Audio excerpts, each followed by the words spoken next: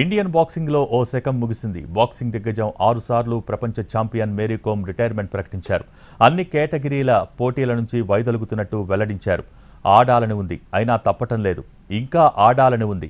వయస్సు ఆటంకంగా మారుతూ ఉండడంతో తప్పుకోక తప్పటం లేదు అంటూ మేరీ కోమ్ తన రిటైర్మెంట్ స్టేట్మెంట్ ఇచ్చారు. వయస్సు రీత్యా ప్రొఫెషనల్ బాక్సింగ్లో పోటీ పడలేకపోతున్నానని, అయితే భవిష్యత్తులో బాక్సింగ్తోనే అనుసంధానమై ఉంటానని వెల్లడించారు. మేరీ కోమ్ తన కెరీర్లో 6 ప్రపంచ ఛాంపియన్ టైటిల్స్ గెలిచారు. నవంబర్ 2023తో ఈ స్టార్ బాక్సర్కు 41 ఏళ్లు నిండాయి. అంతర్జాతీయ బాక్సింగ్ అసోసియేషన్ నిబంధనల ప్రకారం 40 లేదా అంతకు మించి వయసున్న క్రీడాకారులు ప్రొఫెషనల్ బాక్సింగ్ టోర్నమెంట్స్లో పాల్గొనడానికి అనుమతి ఉండదు. ఈ నిబంధనల మేరకే మేరీ కోమ్ ఈ నిర్ణయం తీసుకున్నారు. ఇంకా ఏదైనా సాధించాలని మనసులో ఉంది. ఇంకా దేశానికి ప్రాతినిధ్యం వహించి పోటీ పడాలని ఉంది. కానీ వయోపరిమితి కారణంగా ఈ ఏడాది పోటీ పడలేకపోతున్నాను.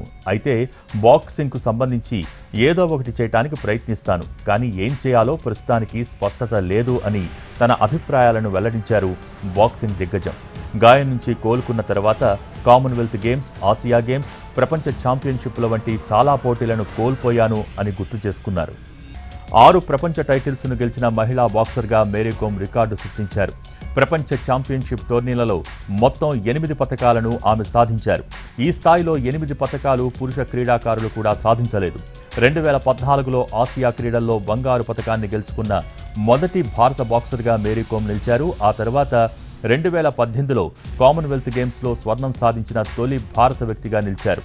2012లో ఒలింపిక్స్లో భారత్ తరపున తొలిసారి పతకాన్ని గెలిచి చరిత్ర సృష్టించారు. ఆమె కెరియర్లో ఇదే అతిపెద్ద విజయం. లండన్ వేదికగా జరిగిన ఈ ఒలింపిక్స్లో 51 కేజీల విభాగంలో ఆమె కాంస్యం సాధించారు. ఇక కెరీర్ మొత్తం మీద 13 స్వర్ణాలతో పాటు 19 పతకాలను ఆమె గెలుచుకుని ప్రపంచ బాక్సింగ్ దిగ్గజాలలో ఒకరిగా నిలిచారు. 2002లో అర్జున అవార్డు, 2009లో భారత అత్యున్నత క్రీడా పురస్కారమైన ఖేల్ రత్న అవార్డులు ఆమెను వరించాయి.